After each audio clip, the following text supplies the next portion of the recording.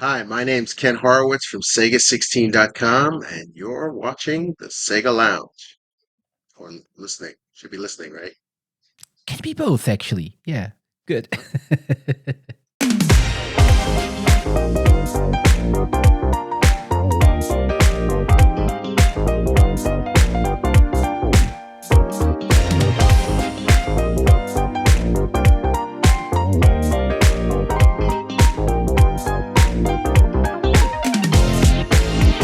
Welcome to the Sega Lounge, where we celebrate our love for all things Sega, including the games, the music, and the community. I'm your host, KC.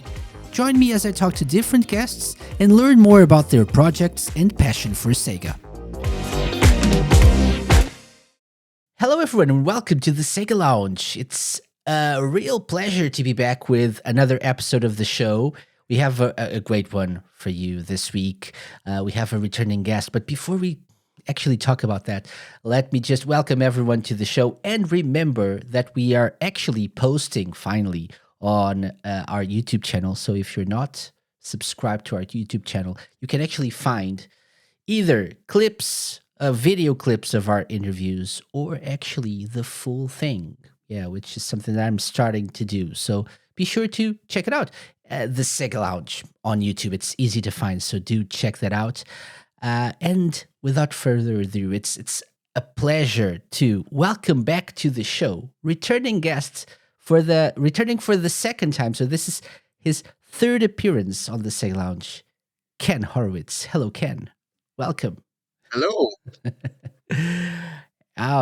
Very nice to have you again on the show. It's been a while. Yeah. Yeah, thank you for having me back. I appreciate it. Well, always a pleasure to have you. So, for people not familiar with your works in the Sega community, I'll just go. I'll just say Sega16.com. So that's the easiest way for people to say, oh, that's the guy.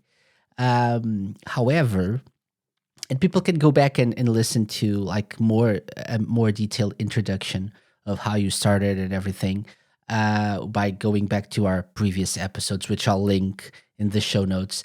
But very briefly, for people who might not really, be familiar with your work, with your website, would you care to tell us what Sega 16 is and how it started?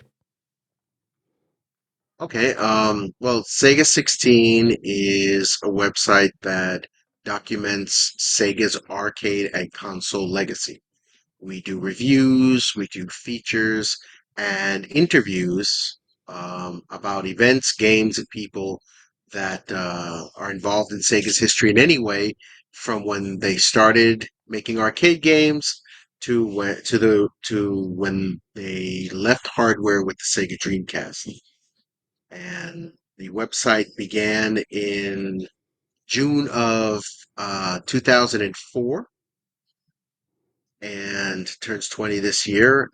We have, I think, over 120 interviews with writers, with programmers, designers, artists, producers, executives, even former presidents of Sega of America, um, and Mhm. people from Sega Europe and other parts of the world, including Brazil.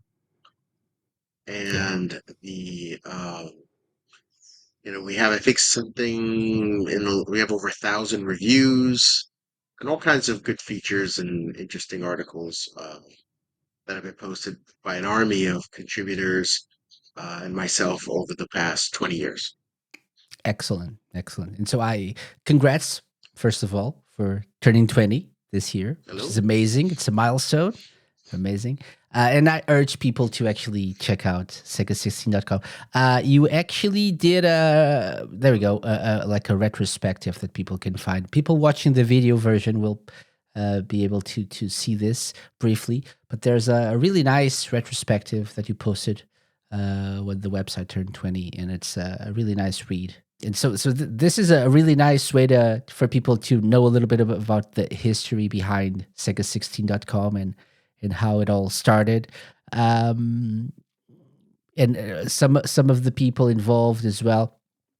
Um, if you had to pick, Ken, like it's probably really hard, but one moment, like the moment in the history, in the 20 years of history of Sega16.com, that was the either the most important, the one that you hold dearest, which would it be? I think my proudest moment, I would say, or the highest moment in Sega 16's history was when I published the article of the behind the design of the making of Disney's Aladdin for the Sega Genesis. I still think today that that is the single best thing I've ever written for the website because I was able to go so in depth for that article. I was able to talk from people from the original Blue Sky team, as well as just a whole bunch of people from the Virgin Games team. I even got to speak to the man who animated the Sultan in the actual movie.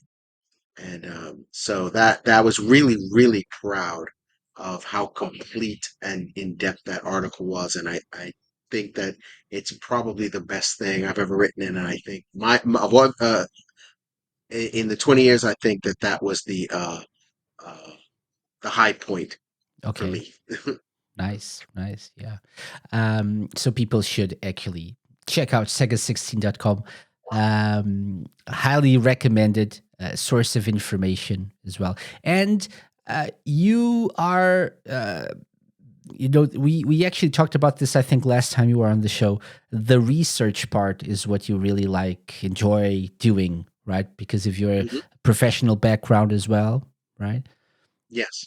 Yeah, that's what my biggest interest is documenting and doing chronology, the chronology of Sega's history. I like unearthing the stories that no one has heard before, speaking to people about things that haven't been discussed, and just discovering that new information and bringing that to light and letting people use that as a foundation for them to do their own research on is really satisfying. And I'm seeing people today writing books and doing articles and videos and things using Sega 16 as a source, and that's really gratifying and makes me very happy. Yeah, yeah, I bet. Yeah, and we last time you were on the show, you we talked about one of your books, playing at the next level, Mhm. which was I think the only one that was out at the time. So that's how Yeah, long ago you came on the show, and how long overdue this comeback was. But I still think I went back before we when we were like chatting about you returning to the show. I went back to the book as well, and I still feel like it's a great source of information. Uh, it's not people talk about like the Blake J. Harris book Console Wars as and it's more of like a marketing approach to the this console wars and like the history of Sega and Nintendo, but you went for a different approach. You went for the development teams approach, like Mhm. the behind the scenes of making the games themselves, which is quite interesting. And I still think it's a valuable piece of information for people wanting to understand more about that period of Sega's history. So again, people should check it out, right?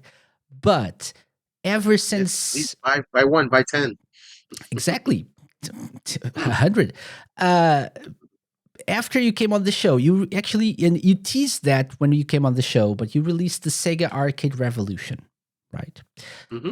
Which is a little bit different. So not so much focused on the home console, especially like the Genesis at the time, but more the arcade side of things. Uh, what is this book about for people not in the know? Well, the Sega Arcade Revolution covers Sega's arcade history from 1963 to 2003 when they merged with Sammy. Hmm. And I stopped it at 2003 because that's when the Sega that we have known up to that point ceased to exist and became a whole new thing. And it goes in chronological order, discusses the foundation of the company, the founding and development, and it starts with its electromechanical games and covers games like Jetpack and Periscope and Missile, and then it goes through its arcade history.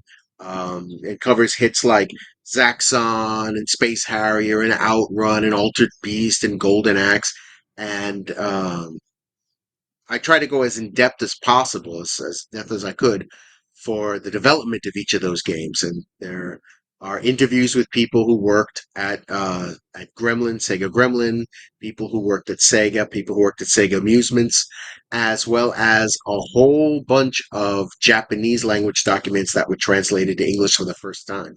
So, like when you read the section on Power Drift or the section on columns, there's a lot of information there that was never available in English before, and it covers 62 of Sega's arcade uh, games. I would have loved to cover them all, but the book would have been the size of a phone book. It would have been like this thick. So, and I would have had to do multiple volumes.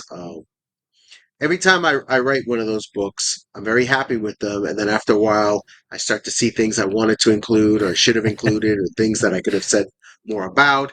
And I would like to do a revised and expanded version. So hopefully Mhm. one day I'll be able to do that and add more.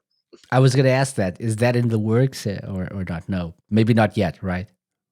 Well, of all the books, I would like to do Playing at the Next Level. I would like to revise that one. That was the Mm, first one I did.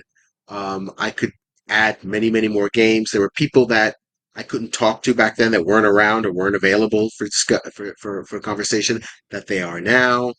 Also, back in 2015, there weren't as many game books of this type, and so people weren't really as open to the idea. Now I think people mhm. would be more receptive. There are more games that we know about that we didn't know about back then that I really would have liked to have included. So I think I could probably uh, almost double the size of that book if I had the chance. Okay. Okay. But that Yeah, all depends if the publisher decides. I'd love to see that, to read that. Actually, I think um, out of the two books, that's my favorite. That's the one that means the most to me because the like the Mega Drive in my case is a very special console, my first console. So it's got a very special place in my heart.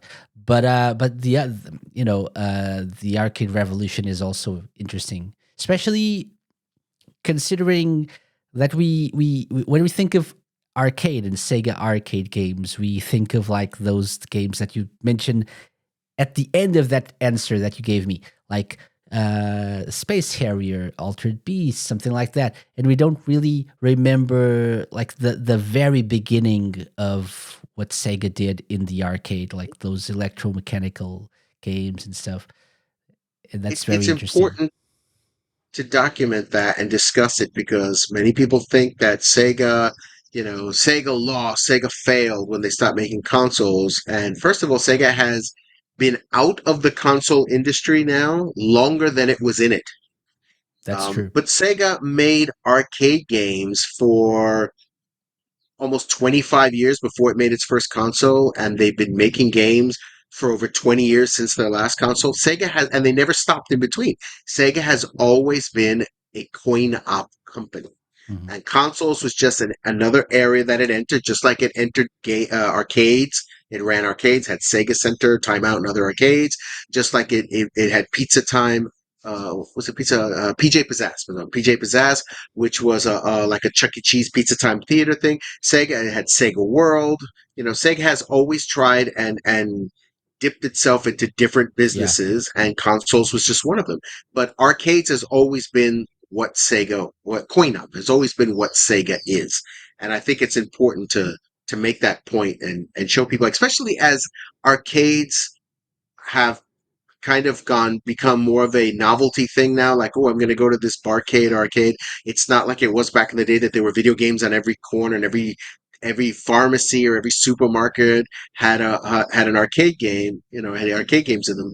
So I think as we get farther away from that, and younger generations, can grow up and never see an arcade game in some places. in the wild, I think it's important that that history be documented. For sure, for sure. Yeah, yeah. So the Sega Arcade Revolution also available for people to buy. So like again, 100 copies. Feel free to. Uh, yeah. Okay. But and a quick aside, we're a Sega podcast, but you actually went beyond that in your book writing, right? So you also wrote a book about Nintendo arcade games, Hmm. which maybe between like Sega arcade games and Nintendo arcade games, people are probably more familiar with Sega's arcade business. Uh, they know of Donkey Kong. So the book is aptly titled Beyond Donkey Kong, right? And you also wrote a book about the Williams Midway arcade Hmm. business, right?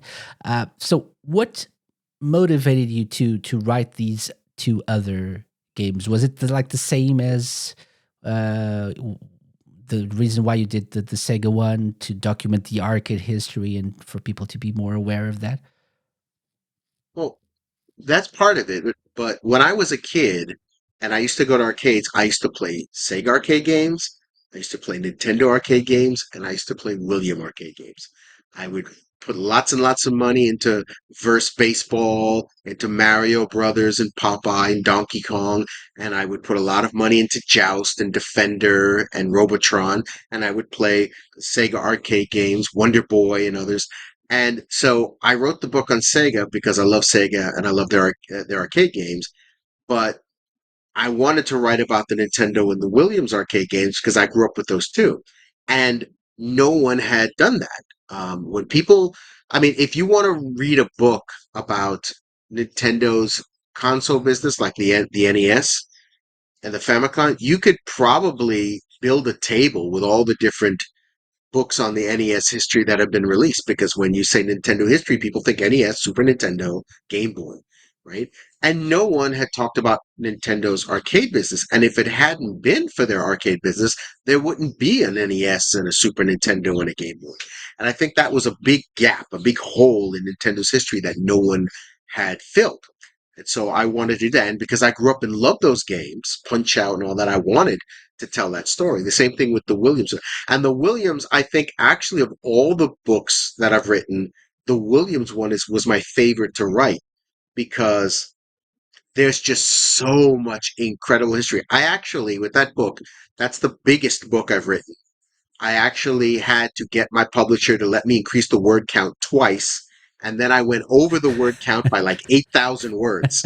And I still had to leave stuff out because there's just so much history there. And the people who work there were the ones I spoke to, and were just so cooperative and so happy that someone, was telling that story, Yeah, yeah, and they were so eager to share, and they gave me photos and everything because you, more so than that, and that's because Nintendo and Sega are mostly Japanese companies, right? yeah. Now, Williams was an American company run by Americans, so these people, you had people there who worked there for decades, Hmm. and so they love Williams, and they don't want to see it forgotten. And so it was just wonderful to be able to talk with those people and share. Hey, you love making those games. I love playing them. Yeah. Let's tell this story. And And they so it probably was don't get wonderful. enough like credit and recognition as well, right? They're not Well, you have people don't speak some about them so much. some people like Eugene Jarvis. Everybody knows who Eugene Jarvis is, right? Um, but there are other people, uh, George Gomez, who made Monster Bash. He also worked at Bally on Spy Hunter and Tron. Hmm. And uh, there are a lot of people in that company that came over from Bally when Williams bought Bally in 1988. But you have all these people who were there, early on, like Barry Ausler, who was the pinball designer, who did Space Shuttle. He did Comet. He did what else did he do? Um, he did. I'm drawing a blank now. but he did Pinbot. He did these in classic tables. Space Shuttle was the table that saved Williams in 1984. And unless you're like into the pinball uh, thing in the pinball world, Scene. Yeah. a lot of Mhm. people don't know who Barry Osler is. And Barry Osler is like a pinball legend. He deserves to be remembered. Steve Kordick and Larry DeMar and Pat Lawler. These guys did these incredible machines. You know that were just brilliant, and they should be common. Their names should be household names as well. They should be. Everyone should know. For example, Pat Lawler and Larry DeMar designed Adam's Family, which is the best-selling pinball game of all time, Mhm. at least in the modern era since they started to keep those numbers. I mean, they are to pinball what Shigeru Miyamoto is to video games and Yu Suzuki are. And their names deserve to be up there, and it's unfortunate that they're not as well known outside of Mhm. pinball circles Mhm. as they should be. Yeah. Yeah. And that's So what I yeah, wanted to do. I wanted to help get those stories out there and bring them to a more wider audience. I get it. Yeah, it makes sense. And people so should definitely, check out. Uh you, you can get them from Amazon, right? And here they Hmm. are, the four books available. And you should definitely check them out. And coming soon, the revised version of Playing at the Next Level. Yeah. I would Soon, love to. I TM. really would. Okay, awesome, awesome, Ken. Thank you for sharing. Thank you for sharing this. So one of the reasons I invited you on the show, Ken, other than I wanted to you to come back and to talk to you again about Sega 16, and I actually hadn't realized that the website had turned 20 years old this year, which is amazing. And again, congratulations. But part of it was to also talk a little bit about the 35th anniversary of the release of the Sega Genesis. So in the US, obviously. Um, and to get a bit of a feeling from someone who lived that moment and that period of time, of how that was and the importance of that release. Because being in Europe, I have a little bit of a different experience. Obviously, the history here is a little bit different. Although Hmm. the Mega Drive is it probably even it was even bigger in a way here, since Nintendo's presence was not exactly the same, at least in Portugal. But I wanted to get the your thoughts on a little bit of the history of the Genesis and how it impacted the gaming industry. So first of all, uh, you live like the launch of the Oh Genesis? yes. Yeah. Okay. Were Yep. you old enough to remember? Yep. Yeah. Oh yeah. I was in high school. Okay. Okay. Hmm. Excellent. So, how did you live those days? Was it like something big for you? Were you aware of the like the impact that the Genesis would have, or Sega, Oh, or was it like something? Oh, there's a new console. Okay, let's try it. well, I was always a Sega fan. I got my Sega Master System Christmas 1986, because I had originally wanted a Nintendo Entertainment System. I asked my father for Christmas in 1985, and my father didn't really think anything about video games back then. And it wasn't really where I lived. It wasn't really, a Nintendo. Okay, I just pitched it out there, threw it out there, and pitched it to him. And then in for my birthday, in August of 1985. I'm like, Dad, okay, yeah, people are buying a Nintendo. I want a Nintendo. Didn't get it for my birthday. For Christmas of 1985, of 86, I wanted a Nintendo Entertainment System. I guess he felt bad that he didn't get me one, but he took me to buy one on Christmas Eve. And we went to 11 different stores. No one had Yeah, one, obviously. of The course. Nintendo system was super hot back then. And so they had the Atari 2600 Junior. And the last store we went to, which was Lionel Playworld, because I had the good fortune of growing up in an era where we had Toys R Us, Child World, and Lionel Playworld. We had three huge big box stores. And so Lionel Playworld had two Master Systems left, and my father asked the worker, the employee, to take down the Master System from above the cabinet, and he put the Master System and the Atari 2600. My father said, "You can have an Atari 2600 Junior with 10 games because they were already on clearance. They were cheap. Yeah. Or you can have a Master System with one game." Okay. And I was like, "Wow, I had an Atari 2600 before. I loved it. I was like, 10 games." But the Master System, those graphics. And then my brother leaned in and said, "If you get the Master System, I'll buy F-16 Fighting Falcon. You'll have four games." I was like, "Well, I'll take in the Master System." So I got the Master System, and I owned the Master System, and I collected games for it. I had something like 45 games for it, which in 1987, 1988, when you're 13 years old, to have 45 games in your game library was a flex, That's you know? amazing. Yeah, yeah. That was birthdays, Christmas. I mean, like, I don't want clothes. I want Sega Master System games. If I clean the house, wash the car and everything, my mom gave me $20, put that away. I did it again 2 weeks later, a month later. Boom. Now I'm going to go buy Sega Master System games. So I had a huge library. I had the control stick. The only thing I didn't have at the time was the 3D glasses, but I did get those later. And so by the time the Sega Genesis came around, I was like, "Oh my, I want a Sega Genesis." But I was in high school and I didn't have any money. And so a new console, 189.99, that was a lot of money back then. And my mother, I grew up with a single mother. My mother couldn't afford to get me a Master System. So it's like I could ask my dad, but it took him a year to get me, I was asking for the Nintendo for a year. I don't know how long that's going to take. I guess though this time um I didn't ask for it when it came out because it had just come out in 1989, and I still had the Master System and everything, and I don't recall exactly why I didn't get it at launch, but I do believe it probably had to do something with my dad not being able to get it, and there was no way that I could afford it, so I just had to. And then Christmas, it didn't work out. But I did go to visit him and spend the summer with him in summer of 1990, and he was like, "No, we're getting you a Sega Genesis. You're getting a Sega Genesis." And I remember that I had bought with my own money. My friends and I had a deal. We always had a deal that none of us would buy the same game. Okay. Oh, If that you makes bought a sense. game, no one else in the group would buy that game because that way we could all, after we played them and beat them, we could swap, and then everybody gets to play everything, but you only Yeah. had to buy one.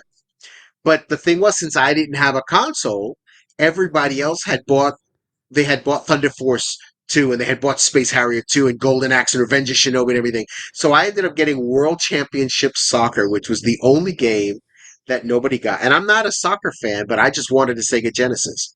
And so when I went to visit my dad, one of my friend's brother gave me money and said, "Buy me a Sega Genesis game." And I said, "I'll do it on the condition that you let me open it and play it." And so he said, "Okay, you can overplay it." So I got him Super Hang On. So when my dad took me to buy the Sega Genesis, and he took me to 9 stores this time because he was not happy that they cost 189.99 in every single store, and he thought that was Oh, all the stores, you know, price fixing fixing the that they would. yeah, yeah. And I was like, "Dad, that's the manufacturer suggested retail price. Everybody's going to have it the same." So we ended up going to 9 stores. We went to Toys R Us was the first store. We went to 8 other stores, came back to Toys R Us, and we got the Sega Genesis, and I got Super Hang On, and I had brought World Championship Soccer with me. And so I spent that entire week playing Altered Beast, beat Altered Beast, went through the entire World Championship tournament in World Championship Soccer, Nice. and then I just spent the rest of the week playing Super Hang On, and it was glorious. But I had to suffer because my friends, everyone in my group had a Sega Genesis, so I had to go to my friend's house and play Golden Axe there, and play Revenge of Shinobi, play Alex Kidd in the Enchanted Castle, Because you couldn't and, buy them, and right? You couldn't buy them. I couldn't Yeah, buy them, so I had to go to all my friends' that house was the and deal. houses and play them there until I finally go. So I was actually the last one in my group because my friends all had because I have to put a little bit of context on this and that I at the time I was living in Puerto Rico as I am now.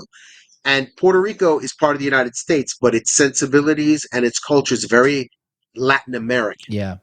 And one of the things that I notice is that I see all these videos and read about people talking about how, oh, no one I knew had a Sega Master System. Everybody had a Nintendo Entertainment System. And that's weird to me because in Puerto Rico, I knew lots of kids with Nintendo Entertainment Systems, but I knew at least seven, eight, nine people in my group alone that had a Master System. Like Yeah, Master yeah, System, there was no, you have a Master System, what's that? You went to the video store and the video store rented Master System games. There were at least three video stores in my area, in my town, that rented Master System games. So Master System and Nintendo are like, they were both there at the same time and lots of people had them. So it wasn't a weird thing to have a Master System. And yeah. so, Same here. Same here. Yeah, it was weirder you know, probably to have an NES here, uh, yeah. which But is in the US, it interesting. was like, I talked to people and they're like, I didn't know anyone growing up that had a Sega Master System. And I was like, that's weird because everybody I knew Mhm. had one, you know? So we all had Sega Master Systems and then they all just graduated to the Genesis. And I was the last one to do that, unfortunately. But yeah, that was always the plan. I was Mhm, always going mhm. to get a Sega Genesis. I just, growing up with a single mother, couldn't afford it. And then Yeah. my father, who took a year to get me the Nintendo, he took almost a year to get me the Genesis, but he did come through in the end, and he, was very. I think he felt bad about it, but he like got me the Sega Genesis, and so I was able to. And I still remember. I still have it in my head like it was yesterday, taking it out of the box and seeing that controller, like that's mine. This is mine. I don't have to share it with anyone else, and that new console smell, which is so Mhm. wonderful, and connecting it to TV and everything. It was just so great to be able to, because I had lived with my grandparents when I came to Puerto Rico, because my mom stayed working so that she could save up money and then come and get a house Okay. here. And I came to live in Puerto Rico with my grandparents, and my grandparents were old school. You can't connect your games to the TV because you'll break the TV, Okay. or your consoles use too much electricity and then my electric bill's going to go up, and then her hair dryer uses more electricity than I could use in a month playing my Sega, you know and so to be able to, my dad was like, yeah, when he went to work that day, he had to work, and he's like, you're going to play your, hook it up, play it. And then he called me at lunch and asked me, so how's the console? You like it? I was like, yeah, I beat Altered Beast. He didn't know what the hell that was, but he was like, okay, good Basically, for yeah, you. you're happy. He Nice. basically called me up like the meme. Are you winning? Are you playing? You having fun? And it was great that I was able to just, because he had bought soda and ham and stuff for me, bread for me to make sandwiches. So I spent the whole day in his apartment just drinking soda and eating chips and sandwiches and playing Sega Genesis, and it was Nice. awesome. That's a great memory. Awesome. Yeah. I love that the game that you had was World Championship Soccer. So when I first had or bought not bought, my dad bought it for me as well. My Mega Drive, in this case, it came packed in with Sonic 1 and Mega Games 1, which included here World Cup Hmm. Italia 90, right? Hmm. In Super Hang-On as well, and columns, columns. Oh So, but wow. I know it's not. I mean, in Puerto Rico, isn't there like a big soccer culture? No, because of the Latin American roots. No. No, well, people like soccer here, but what's really big here is baseball and Baseball. basketball Okay. and volleyball. Those are huge in Puerto Rico. But you do soccer is big here, but it's not as big as basketball because Puerto Rico has its own national basketball league and Oh. baseball league and volleyball. So those are, Hmm. but soccer is big. But Okay. I grew up in the States. In the United States, soccer isn't that big. Football isn't that Yeah. big. Yeah. Football. So, but I was like, everybody had it, and had all the other games. I was like, well, I'm gonna buy the one that no one else had. But I had fun and I enjoyed it. I was just so happy, like, I'm playing on my Sega Genesis, and You would it play was anything. it is a good game. It is a good game. Yeah, but you would play anything back in the day. That's Hmm. that's the fun of it. We're too picky today, but and it makes sense because we're like it's a different time and we have less time as well. And we're Hmm. more selective, or at least we should be with how we spend our money. But I remember anything that people threw my way. My dad bought me a game that was like the most obscure game. I remember one of the worst the two worst games that I ever had for the Mega Drive were Captain Planet and the Planeteers and Superman, The Death of Superman? No, Can't remember. Death and Return of Superman. Death and Return of Superman, I think. I really didn't enjoy them like in like having fun and having a good time playing these games. But I had them. They were new, so I played them all the time. So Hmm. and I don't think I ever beat Superman, but I eventually beat Captain Planet. I was really proud of it. But I think that was the first time that I got the two games at the same time as I think like a birthday present or something. And that was the first time that I actually looked at a game, experienced a game, and said, "This is not that great of a game." I probably said this is a like a terrible game, but looking back, Superman, I think, truly is a bad game. Captain Planet, it's okay, maybe a little bit hard, but not that bad. I would say, But at the time, that was all you had, and so you played yeah, it. I played And it. the thing is, we look back at a lot of those games now and say, "Oh my God, that game is horrible. How did I play that?" But it wasn't that bad at the time. We didn't know anything about Yeah, these yeah, games, you know. yeah. So we would play like I look at games like on the Master System. I played. I rented Miracle Warriors. Hmm. And I had no idea what I was. I rented King's Quest Five. I think it's the King Quest on the Master System. I had no idea what I was doing, playing these games because I didn't know anything about computer games or things like that. I had never played that type of RPG, Hmm. role playing game, or that type of RPG. I played like Fantasy Star, that kind of Govelius, which was action RPG. Hmm. But and so even if I spent the whole weekend, I don't think I did more in Miracle Wars the weekend I rented it than just wander right outside town and fight monsters right there. I don't think I passed the first cave or the first dungeon, but I had fun. You didn't know what you were doing, but that, and Yeah, it yeah. was what you had, and so you had fun because you didn't know any better. One of the memories that I have in terms of like not being able to play a game or something was Echo the Dolphin, the first Echo the Dolphin. I I found it extremely hard. I actually I have no idea. So Portuguese is not my native language. So I have no idea how. First of all, I was able to understand anything as a like maybe probably 7 8 year old kid in living in Portugal. But I remember that wasn't the problem. The problem was the difficulty of like not Hmm. being able to breathe in the water and having to like time things perfectly and stuff. So I ended up trading it with there was like a section of trade-ins in a magazine, a Sega magazine that we had over here, and I ended up trading it for another game, which I didn't know if it was good or not. A Green Dog. I'm always telling this story on the show, but Green Dog. And was that a good trade?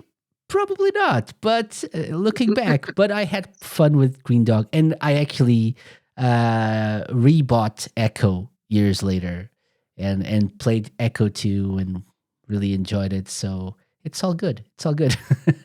We had fun. That's the most important Hmm. thing, right?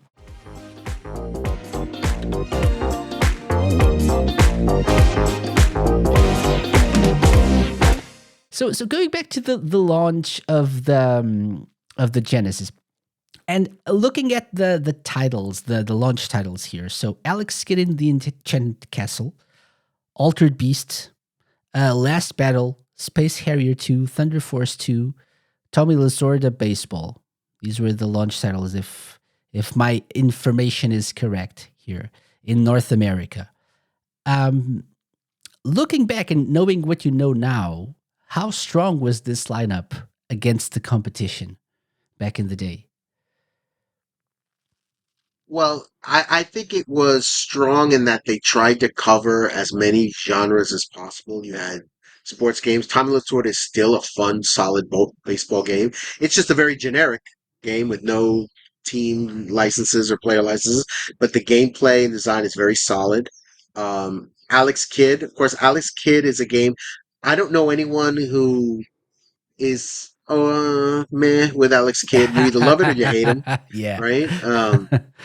Right? Altered Beast. I think I even wrote an article for Sega 16 about Altered Beast, about how Altered Beast was not designed to be a game you played for hours and hours and hours. Hmm. Altered Beast was was a game designed to show off the Sega Genesis. Yeah. It was designed to make it. That's why it was the pack-in, because it's only 5 levels. You beat it in 20 minutes, right? And it was designed to show you, look at the graphics, look at the size of the sprites, look at the voice, really clear, We were and able to port this from the arcade, and you can have it it at home, the same at experience, home. right? At home. And it was made for you to say, look at this, how awesome this is. Now go buy more games. That's what it Yeah. was made for. So I think that it was about as solid as Sega could produce at the time. They covered all the genres. They had Mhm. arcade games, sports games, and things. But the fact that that they didn't have the third party support that they needed meant that the amount of titles that they could release at launch was very limited. So also Sega of America was very, very small at the time. They didn't really have then in 1989 they didn't have internal development teams like we have later on. The Sega Technical Institute wasn't a thing yet. Sega Multimedia Studio and other Sega Interactive Design. So a lot of the games are just localized versions of Japanese games. And many games, because one of the things that people don't understand is that the way you succeed with a console isn't necessarily to have the best games, right? As fans, if you're a diehard Nintendo fan, you're looking at the best games on the Nintendo. That's why when every time people talk about Nintendo, Super Nintendo, they talk about Link to the Past and Super Metroid and Earthbound. Yeah, but the general public doesn't care about Earthbound and Super Metroid. Go to any store, and what are the titles you see that are traded in the most? They're all Barbie and Lego license. They're all licensed Yeah. games, right? Mhm. Because when mom and dad go to buy little Jimmy a game, they're not looking for Super Metroid and Link to the Past. A lot of times, they're looking for whatever cartoon he's watching at the time, whatever toy he's into at the time. Oh, Transformers! Here's a Transformer game, even if it's garbage, right? So the object is not to have necessarily the best games, but to have the most amount of games, so Mhm. that when mom and dad take little Jimmy to the store to buy a console, they look at this console that has 10 or 15 games, and they look at this one that has 50, 60, 70 games. Yeah. That's the one they're going to buy. And that's what made the Sega Genesis successful, is that they had more games. When the Super Nintendo launched, they had more games.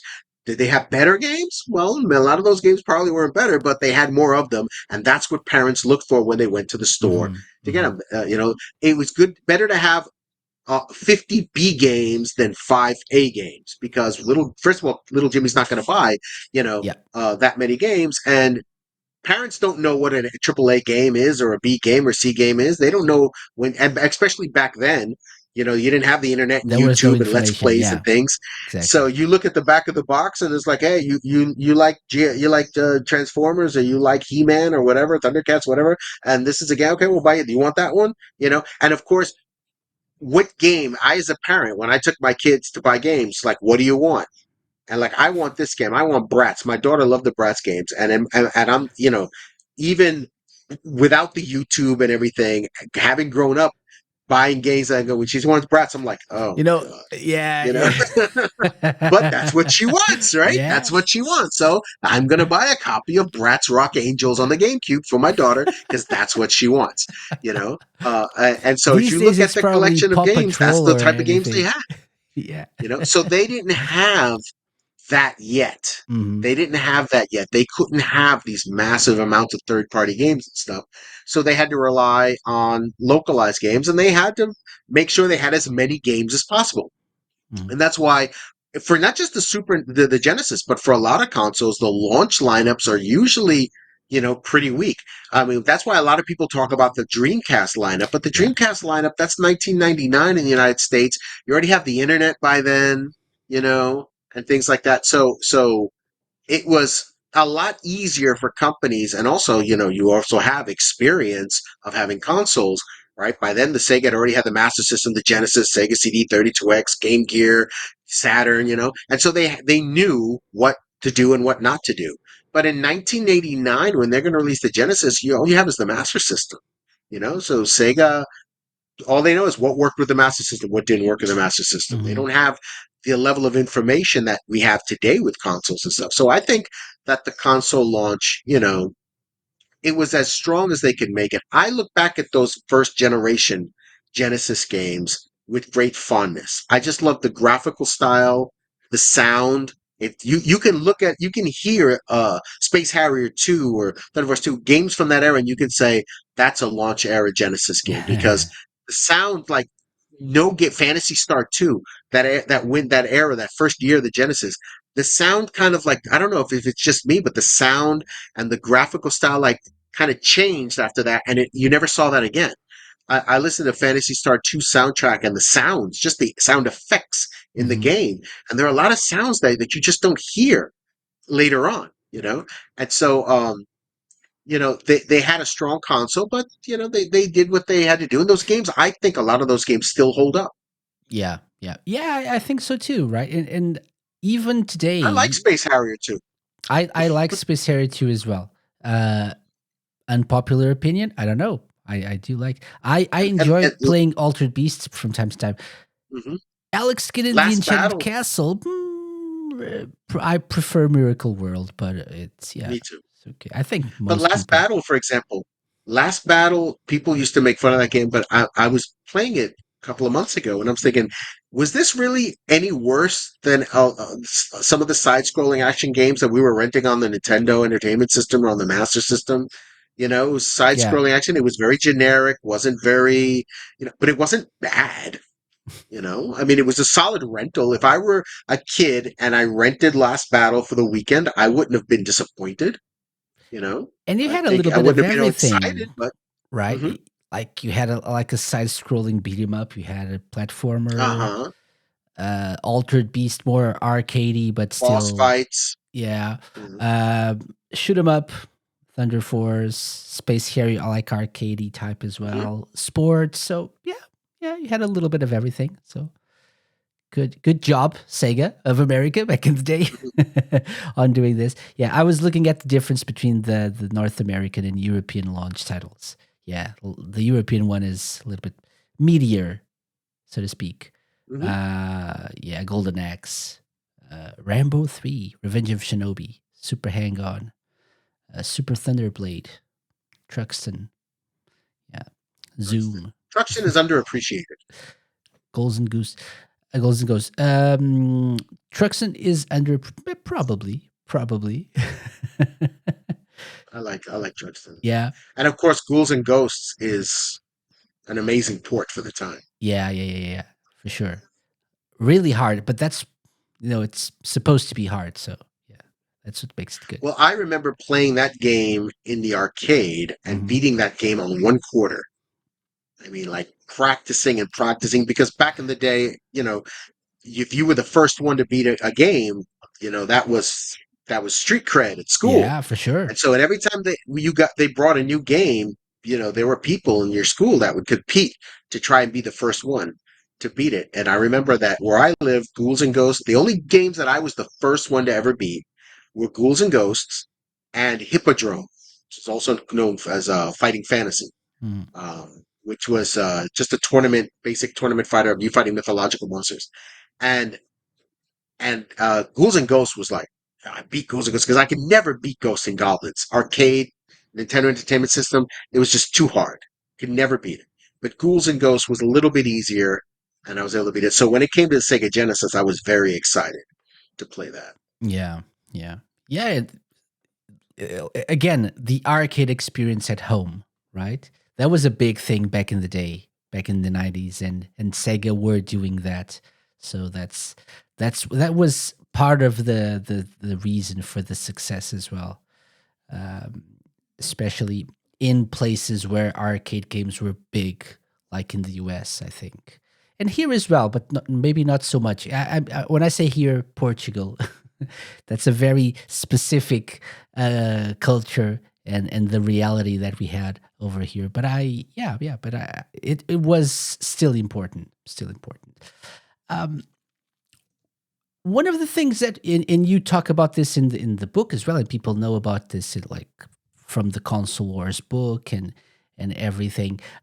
The marketing strategy, especially from the time that Tom Kalinske took over and with Al Nilsson by his side and everything, the marketing strategy was really aggressive, right? Having lived through that period of time and experienced the ads and the campaigns, uh, How effective was that back in the day, Ken, in your opinion? Well, I remember that the aggressive. We noticed, my friends and I at least noticed that Sega was like really like was aggressive, more aggressive, with the Genesis does. Yeah. And that under Michael Katz. I know we didn't know at the time. I learned who Michael Katz was when I got the first issue of Sega Visions. I sent in my Sega Visions. I sent in the registration card, and I got an issue of Sega Visions, which came out whenever they felt like bringing it out. Sometimes you'd come out every 2 months. Sometimes you get two in an entire year. Okay. And when you opened at the first issue, it had a picture of Michael Katz sitting on the desk with a Sega baseball cap, I think. And that's what's like, oh, okay, that's the guy running Sega of America. And then we saw this the Genesis does ads in the magazines and the commercials on TV, and it was like, wow, like that's gutsy because Nintendo was king. Hmm. You would go to the stores and they had World of Nintendo at Toys R Us and everything. And so to see Sega be that way was really like was nice. But then of course you looked at it at the time, at least my friends and I, we were like, what do they have to lose? What's going to happen if they do it? People not going to buy their console, or stores not going to bring their consoles. I mean, Hmm. because they're already, fighting an uphill battle. So, why not go directly and be aggressive? I think that's what you needed to do because they say, um, that Nintendo was the Goliath and Genesis Sega was the David, and it was it was the underdog. But you have to make a lot of noise when you're the underdog. When you're Nintendo and you control 90% of the retail market in the United States, you don't have to scream and yell.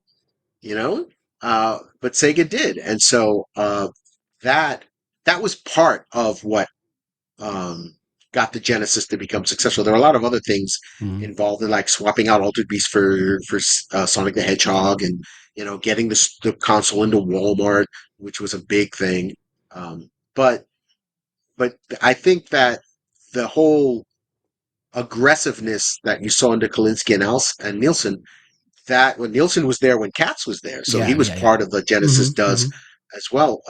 But that whole go directly to Nintendo was something that you didn't really see in the video game magazines. If you go back and look at video game magazines from the 80s, 90s, you'll see an ad for one console next to another, and they're just like, here's my product. Well, here's my product. You decide, you know. And then after that, you begin to see, after the Genesis, you begin to see like the Neo Geo ads directly attacking the other consoles, right? I don't. I think it was it the 3DO that had that ad?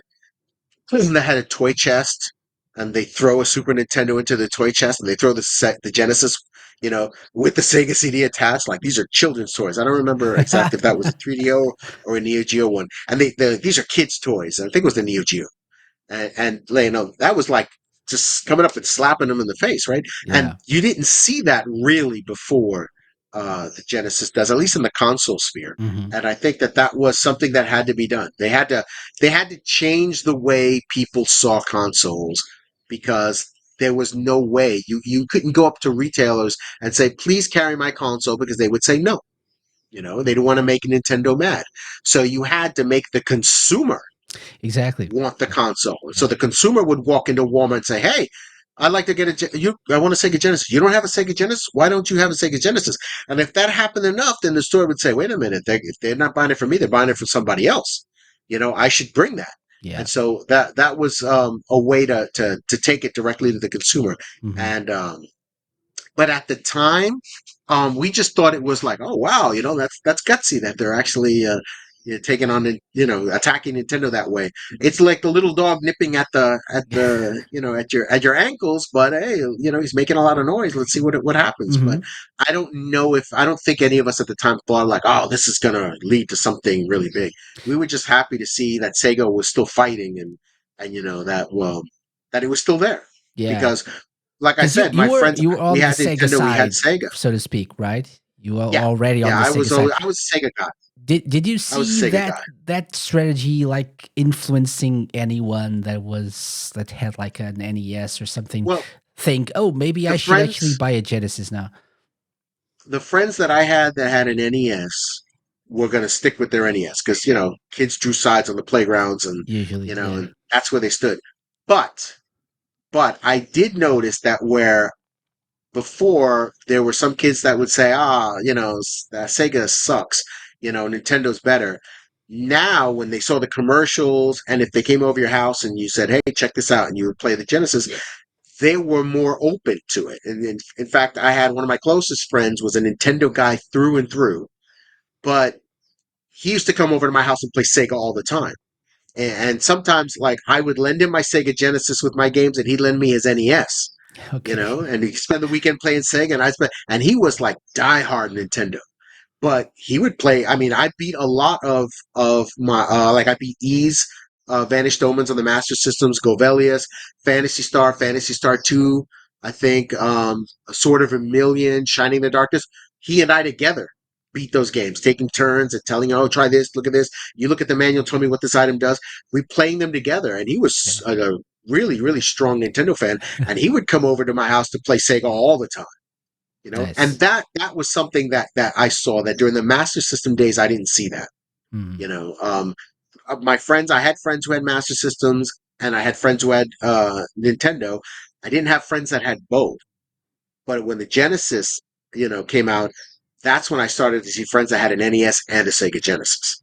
Yeah. And or that were had NES, but they weren't talking as much smack about the Sega Genesis as they did about the Master System. There was more respect. They put Yeah. respect on Sega's name. Yeah. So that Nice. was that was one thing I did see at the time. That's interesting. Yeah, it's interesting to get the perspective from a person who actually lived there that period of time and like experienced this thing like in the battlefield, uh, so to speak. Awesome. Yeah, yeah, and it was a good point you mentioned before that like Nintendo was like their commercial practices were borderline, more probably not even borderline, like really illegal at times in terms of dealing with the like the retailers and stuff, and like Hmm. forbidding them from uh, having Sega console or the Genesis in Well, their they stores wouldn't and stuff. forbid you. They would just say, "Yeah, you can Like sell it if you want, but it would blackmail be a them. shame if you didn't get your product for Christmas this year and Yeah, accidentally yeah. went to another your competition. So Exactly, what do you do?" exactly. Yeah, yeah, yeah. So, that's a good point. You have to bring it directly to the consumer. So, yeah, that's a very good point. Okay, yeah.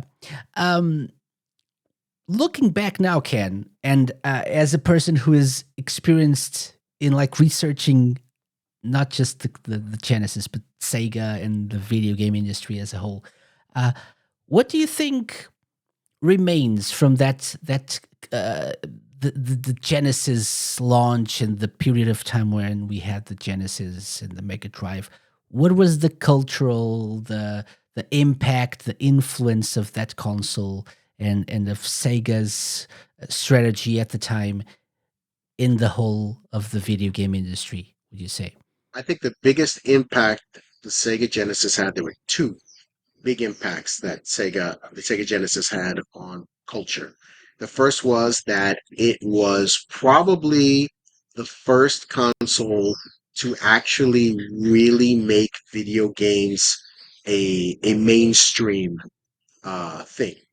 I mean, video games were a big industry, Hmm. but for video games to be a part of popular culture, I think the Sega Genesis was probably the first console to really do that, and that was also that has a lot to do with it being at the right place at the right time, right? Because Sega's audience in 1992 and 93 were the kids who had grown up with Nintendo, but they were now older and they Hmm. wanted more mature games. So the audience that were kids in the 80s were now teenagers in the 90s. These kids already played video games. You're offering something now that's made for them at a time where they're getting into music and they're into movies and things like that. So you're going along on that ride as like the video game part of it. So these kids didn't leave video games behind. They just graduated to a more mature console. That's the way it was sold, Hmm. And so to make video games a big part of that culture, what was part of was the I think that was its cultural impact. In terms of the video game industry, the fact that it broke Nintendo's monopoly. So, if you're trying to be the number one thing, the fact that Sega came and broke that, you know, it wasn't the number one thing for a couple of years. And Hmm. Sega actually outsold them for a couple of years there in a row at Christmas. And then you had the PlayStation come along and outsell everybody. And if it hadn't been for the Sega breaking Nintendo's armor, the PlayStation would not have had the success that it had. For sure. Xbox wouldn't have been as successful as it had. So the fact that it broke that monopoly, I think, is the greatest impact it had on the industry. Too many times people talk about how, well, Nintendo won, Sega lost, and so it lost, right? And it was a failure. Well, just because you're not number one doesn't mean you're a failure, right? Because using that logic, then you would have to say that the Nintendo 64 was a failure. The GameCube was a failure. The Wii U was a failure because they weren't the number one consoles. Nintendo made a lot of money with those consoles. They were successful consoles. They just weren't the number one. It is possible for the industry to support more than one console and for companies to make lots of money not being number one. Of course, everyone wants to be number one, but that Yeah. doesn't mean you can't be successful and make money, right? And that's something like with and shameless plug for my next book. Um, the I'm writing about the Game Gear, and when people say, "Well, the Game Gear was swallowed up and it was a failure because the Game Boy outsold it 10-1," it did. It did outsell the Game Gear 10-1. But Sega made a lot of money with the Game Gear. In fact, I think only the Sega Genesis was it the Sega Genesis and I think the Master System. Yeah, the Master System Sega Genesis are the only Sega consoles that had a longer lifespan than the Okay. Game Gear. The Game Gear was on the market longer than the Saturn was, longer when the Dreamcast was, and so they made a lot of money. Hmm. They weren't number one, but they sold enough for it to be successful. So it is possible for you to be profitable and successful and not be number one, and that's something that Sega I think showed because during the 80s, like, yeah, you had the ColecoVision, you had the Intellivision, but Atari was everywhere. Atari was, it just dominated. And then Nintendo dominated. And I think, with people tend to tend to think that if you didn't have a Nintendo, you didn't have video games. Like your parents would say, turn off your Nintendo. It's like, Mom, Yeah. it's a Sega Master System. And she didn't know that. It's like it was a Nintendo. It was a video game. It It's was a a video Nintendo. game. It's a You know, Nintendo. Yeah. Yeah. Yeah. and so Sega helped show that the Genesis helped show that hey, there's more than one player in the industry, which is what we saw from then on, right? In with the PlayStation, the 32-bit era, you had three consoles, and even the Saturn, outside of Japan, didn't do well at all. But the Nintendo 64 lasted, for 4.5, 5 years, right? And then you had the PlayStation 2, and you had the Xbox, right? That lasted was successful to this day. You have Series X, Xbox X. You have the PlayStation 5. You have the Nintendo Switch. Hmm. And today Yeah. people have multiple consoles that would not probably have happened, I think, if Sega hadn't broken that model and shaken up the industry to show, hey, there can be more than one player here They and set be a successful. precedent, a very important precedent for sure. Yeah. Yeah. Funny you mentioned like the Nintendo being like synonymous with video games. In my household, even like in the Dreamcast days, turn off your Sega. Uh, never thought about that. Yeah, in Europe, That's I how different imagine it things would be. work. Yeah. Yeah. But those are two very good points here in terms of the impact of the Genesis in the industry. Yeah, and I think people. I mean, it's like you said. Like if you don't win, you're not successful. Yeah, it depends. Mhm. That's the mindset that we have right now again, and I think like even with the Xbox trailing behind the Nintendo Switch and the PS5, and like it's okay. It's still a profitable business, like the Xbox games division, even if they don't sell a lot of consoles when compared to the other two.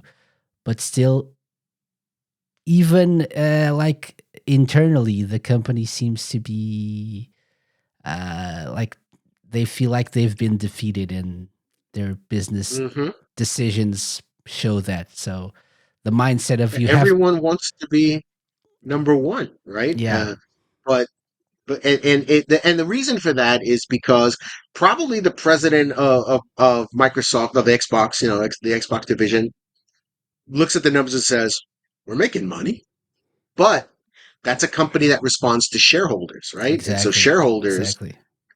they want, you have to be there. Well, you have to make us as much money. They don't see it as we're making a lot of money. They're saying they look at it as like we should be making more money, you And know? we should And be so making that's a more problem. money than last year, Hmm. which is Yeah, another that's problem. that's a problem. Yeah. But and so like that's why you're seeing a lot of, all these studios laying people off and closing. And I think that could probably be a blessing in disguise, and that you're also seeing a lot of these developers who got fired or lost their jobs are just saying, you know what, I'm just going to make games for myself. Hmm. And so you're having all these smaller studios, and that goes back to like the Master System in the Genesis days when the studio had 5 people, 6 people Yeah. made a game, Hmm. and so the games don't have to cost $200 million to be successful. They just have to have a a good, they have to play well and they have to be fun. That's it, really. And I so, think it's the and you, exact opposite. I think the business model of the AAA game isn't sustainable in the long run. no, So no, it's not. It's not because sustainable. if a game costs like $200 million or whatever to make, it's really hard to justify it not selling well or it not being like a blockbuster hit, right? So Well, it's like movies. exactly, Same thing with movies. yeah. Like they make a movie that costs $300 million to make, and it costs another $150 million to market. That movie has to make $500 million just to break even. Hmm. That's ridiculous. Yeah, That's absolutely ridiculous. That's not sustainable. exactly, exactly. So I totally agree. Like smaller studios, indie developers, and the indie scene is the most creative of them all, which is it makes sense, right? Because the Look at the Sega Genesis right now and the games exactly. that we're still getting. Games like Xenocrisis, games like Rocket Panda, games like Tanzer, right? All these games made by small independent studios, and they're awesome. They're awesome, you know? So Shout out to I think Rocket that Panda. maybe, Yeah. yes, yes. I just put up Sega 16. I just put up a review for Rocket Panda Yep. today. Yep. You I know, saw that. uh, uh, so these games are wonderful. They're fun. They're very solid, very well made. Hmm. And they're small studios. They're not 150 people. And so I think that's we're going to have to move back towards that. Hmm. So that's like, I see with the Sega, they're like, even after all these years, Genesis does, right? It's still doing, There you showing how go. it's done. Yeah, and that's actually a good segue into another question that I was going to ask you. So, how do you look at the homebrew or indie scene? All these games that, Well, um, like you just said, right? They're making great games at a smaller budget and being I, creative. I, when I first started Sega 16, we had an article series for these types of games called Hacks and Homebrews. Yeah. And it has evolved so much. The scene has evolved so much that you have hacks and you have home brews. But games like Rocket Panda that have a studio that makes the game and is contracted with a publisher to publish it Hmm. and it's released commercially, those are the I prefer to call those aftermarket games. Okay. Those are Yeah. games that's different from a homebrew title, I think. Hmm. But I have bought more Genesis games this year than I have PlayStation games. I mean, I got Cursed Knight, I got Sacred Line 2, I got Rocket Panda, I got what else did I just get? I'm looking at my shelf right here that I have them. Um, oh, I know I just got recently got another game. Um, and well, no, those were the games I got. But Mm. like I backed on You backed Kickstarter, prop like exactly. ZPF. CPF. Uh, Yeah. uh, uh, uh, what else? There's Esther Bros. No. That's Oh, the Demons of Asterborg, in Esterbros. Those were the other two that I got. yeah, Yeah. yeah, yeah. And so like there are all these games that are coming out, all these games that are being released, and they're quality games that if I went and brought if I could go back in time and show Xenocrisis to anyone at they would have lost their Yeah, minds. yeah. They would have lost their minds. Or even Rocket Panda. They're just very well made games because they've gone back to the basics, which is a small group of people who have developed a project that they believe very strongly in. And if you, I don't know, I know in English there are sayings like this. Every language probably has a saying, but yeah, I think in English the saying is, "Too many cooks spoil the pot," or something, spoil the Okay, broth. yeah. It's when you have too many people involved in a game, it starts to lose its focus, and everyone wants to give their own opinion of things, Yeah. and it spoils the magic, right? When you've got a title that has three, four, five people on it, it's a lot easier to hold that, keep it strong. And so you're seeing a lot of these indie studios like Mega Cat Studios and Mhm. Space Pants Games and others that are just Even really Yuzo just doing Koshiro is amazing. making a new game. Even Yuzo Koshiro is, because and the thing is, you're seeing that guys like Yuzo Koshiro who worked on big budget games are Mhm. like, I miss the nice small atmosphere of making a game, and they're going back to. I mean, Xenocrisis, the art's done by Hank Norberg, right? I mean, he's Mhm. a big pixel artist that worked on. I don't remember if he was on Metal Slug or he was part of that studio. I mean that in the Hunt. At Irem, these big guys that are like, yeah, I'll work on your small little indie project because it goes back to that time when they were in the industry when that's how you made games. And I think that gaming has lost that because everything just gets bigger and bigger and bigger and bigger. And I think the reason why consoles like the Jaguar, I have an Atari Jaguar, I have just recently got a Jaguar CD that actually works. And the reason why I got the Atari Jaguar is specifically because of all the aftermarket games being released at Atari Age and Songbird Productions and all these other tiny companies that are releasing games like Gravitic Minds and Rebooteroids, that are just super fun, and these games keep coming out. They have a very strong aftermarket community, and like so, I can literally have like an Evercade, a Jaguar, a Sega Genesis, and maybe a PlayStation or an Xbox, and that's it. I'm good because they're just those they're going to keep making games, and I'm never going to be able to play them all. Yeah, yeah. Because there's I was just still so actually many Genesis games coming out. the Dreamcast is the same. I was actually Uh huh. listening to the latest episode of our good friends, the Dreamcast Junkyard's Dream Pod. They have the Dream Hmm. Pod, and every time they have a new episode, they go through like the latest news, and the news is always like, "There's this game and this game and this game coming and this game and this game." And they have like, so we have too many games. We have so little time. Let's just go through this very quick fire. This, because there Hmm. are indeed a very big number of games coming to these consoles, like in the I'm aftermarket, just I'm like you were saying. I'm just so surprised at how strong Mhm. the Genesis community is. It's wonderful. And I look at, like, for example, the Super Nintendo doesn't have anything like that, and that makes me sad. I wish Mhm, that mhm. that the Super Nintendo had a thriving aftermarket community like that, and I wish that the 3DO did, and I wish that all the people, that these consoles still had games coming Mhm, out for them mhm. because it shows you like the potential, the missed potential. The Jaguar is a good example. That was a console that I remember when it came out. Um, that was a console that one friend bought and everybody, and then he traded to somebody else and traded somebody else, traded somebody else, and they traded it to me, and I traded somebody else. And that, I remember that the 3DO and the Virtual Boy were consoles that only one was bought, but everybody owned it because we just kept trading it to each other. Like, okay, I played it. No, I don't want it anymore. You have it. And so, like, Jaguar was just, it was a joke to a lot of Mhm. people. And so, but now, I'm looking at the Jaguar aftermarket scene and I'm like, yeah, the Jaguar had potential. There was a Yeah. lot that could have been done with this console that we're seeing now. It's like, there's some good games coming out. And I was like, I want to get a Jaguar again. And I was like, wow, I can't believe I said that. You know?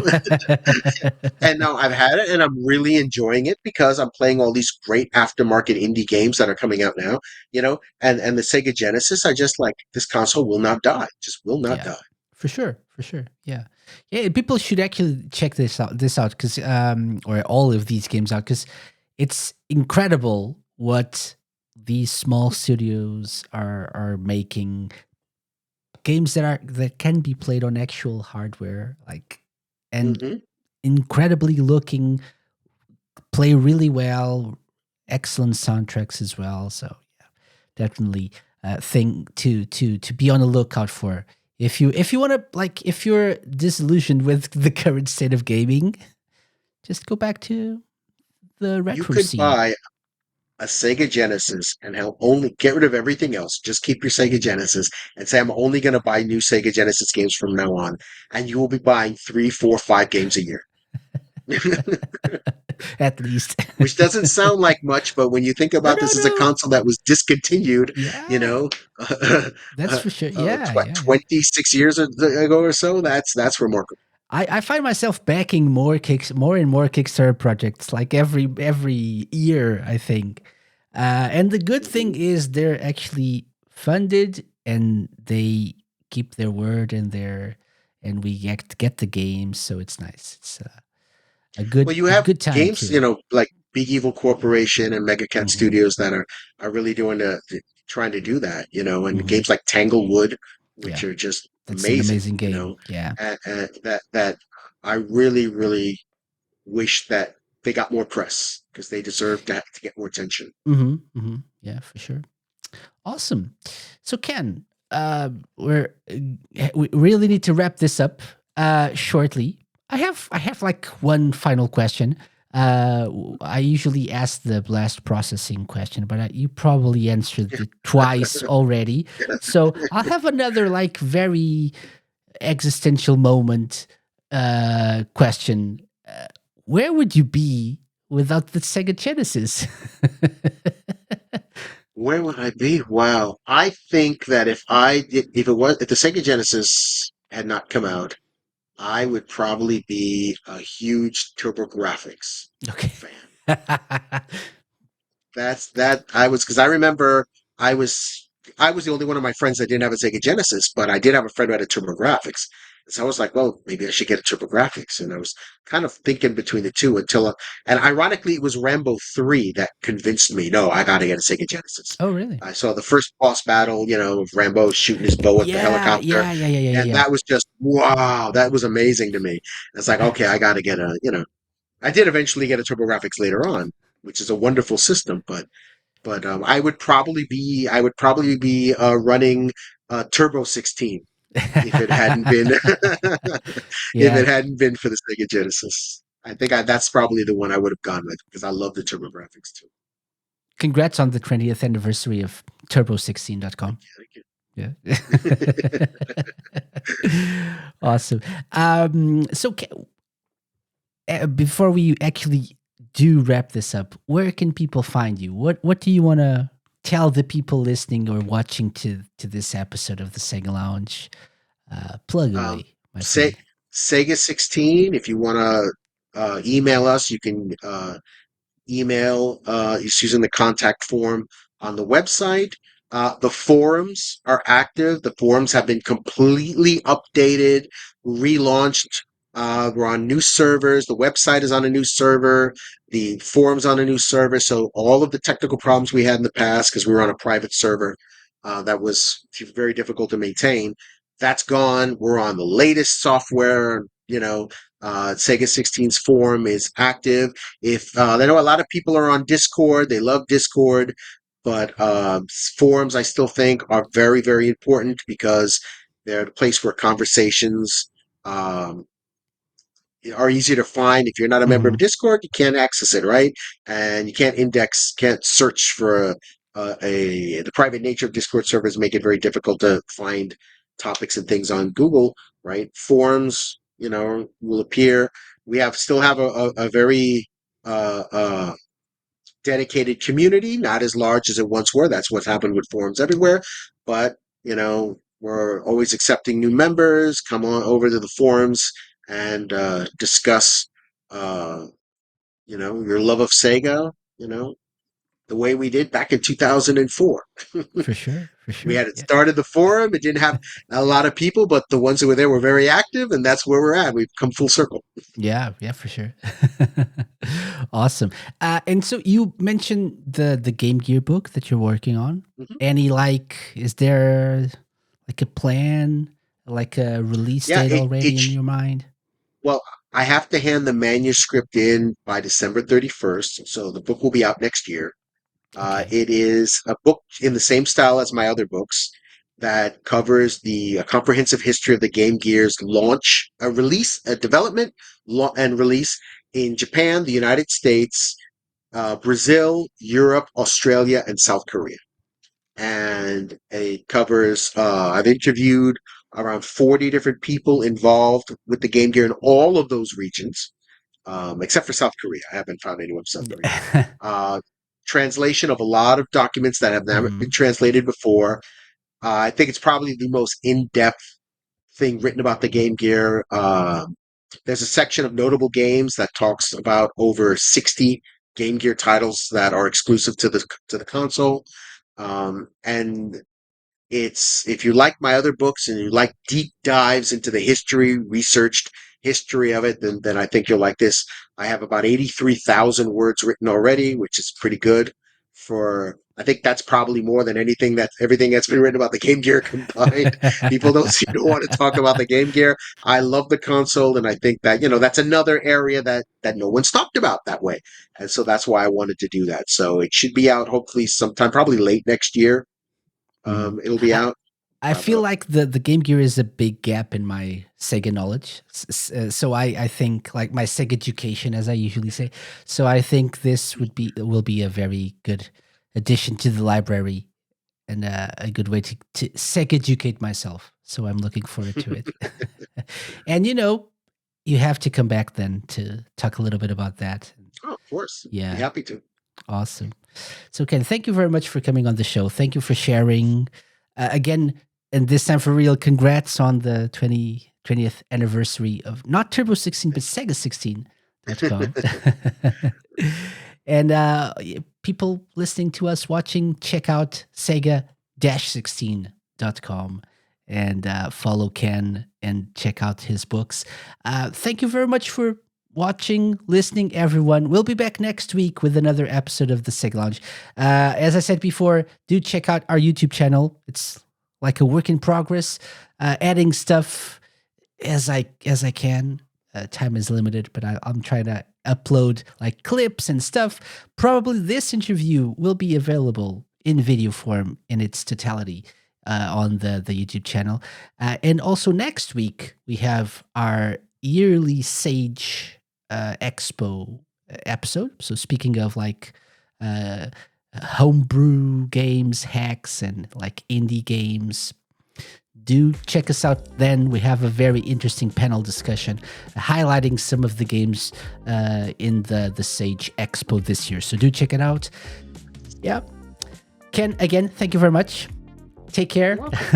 See everyone next week. Bye-bye. Bye.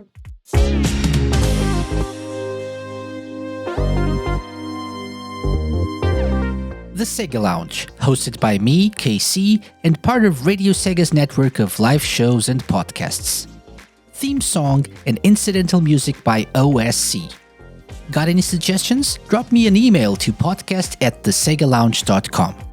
Find us at The Sega Lounge on X, Twitter, and Instagram, at thesegalounge.com on Blue Sky, and be sure to check out our Twitch and YouTube channel for live video content. You can find previous episodes of the show by going to thesegalounge.com, on the Terra Player app, and wherever you listen to podcasts.